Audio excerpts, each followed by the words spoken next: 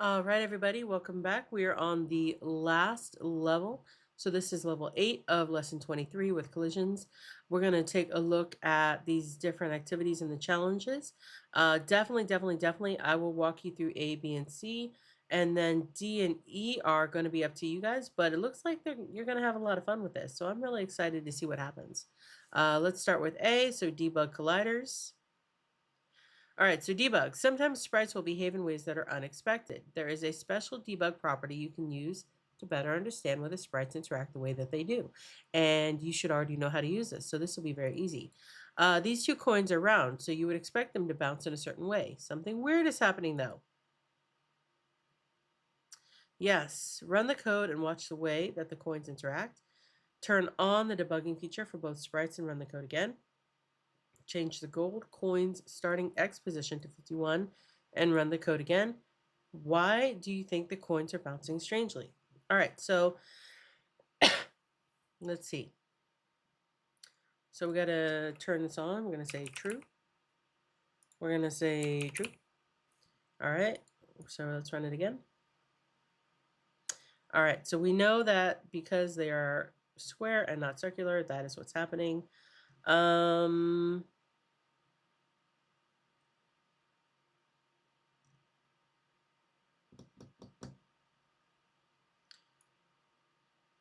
Change the gold coin starting X position to 51. Okay.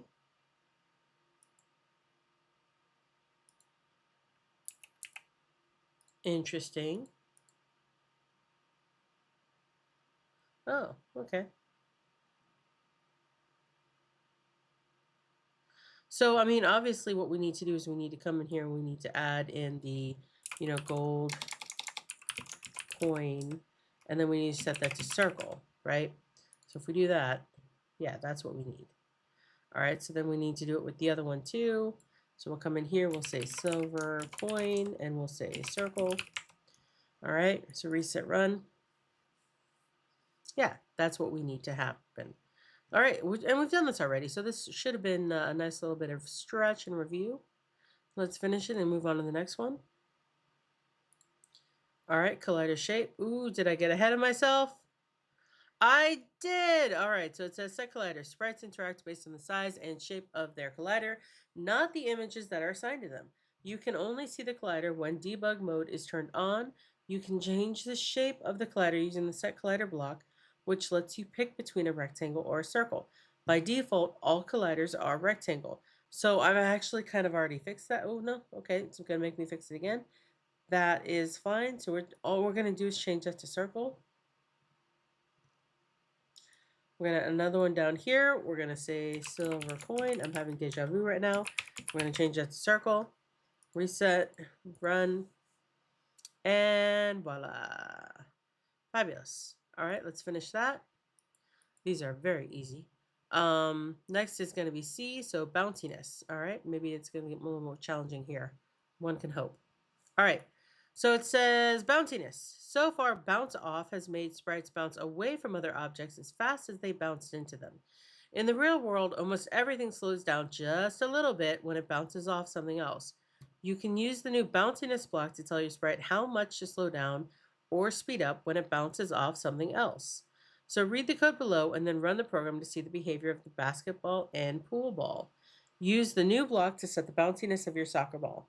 Run the code again to see how the sprites bounce off the floor. So our basketball is here.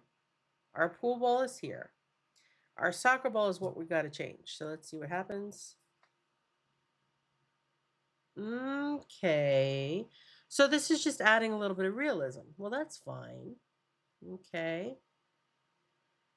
All right. So we need to add bounciness. There we go. All the way at the bottom. Right here. We're going to say soccer ball. And then let's see. This one is 8. This one is 4. Let's try 0.6. All right.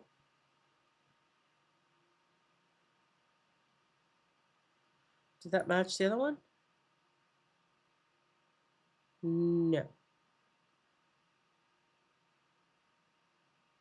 Okay, so it needs to go all the way up to the top. So 0.6 is not the right answer. And that is okay. So we're going to try 8. All right. We're going to try 1.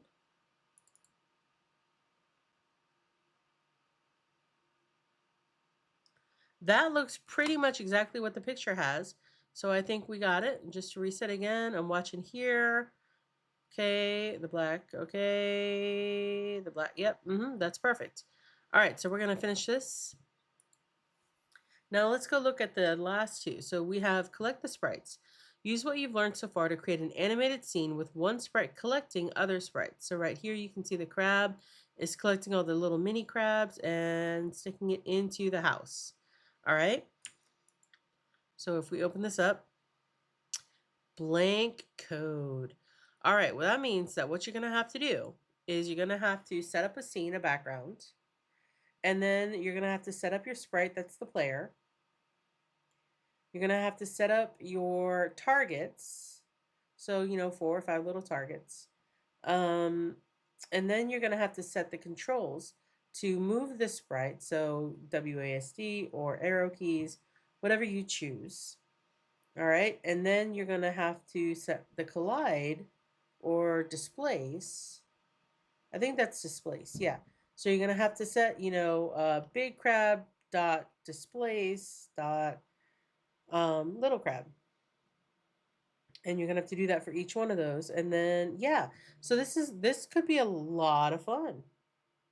All right, so that's one option. The other option is deflect the sprites. So this one is collect them, this one is deflect them. So you're basically doing the opposite. So use what you've learned so far to create an animated scene where one sprite deflecting other moving sprites. All right. So same thing, you're gonna have to make the player, you're gonna have to make the targets, you're gonna have to make the background, and then you're gonna have to set the controls to move your player. You're gonna have to set the conditionals for the collisions, or well, I guess this would be bounce off. Yeah, I think this would be bounce off. So anyway, I'm gonna let you guys have fun with this, play, enjoy. As we get closer to getting ready to make our own game, you want as much practice as possible. So I am gonna recommend that you do both D and E. And with that, I will hush and let you guys work. And I cannot wait, sincerely, I cannot wait to see what you guys come up with. So good luck, and I'll see you guys in class.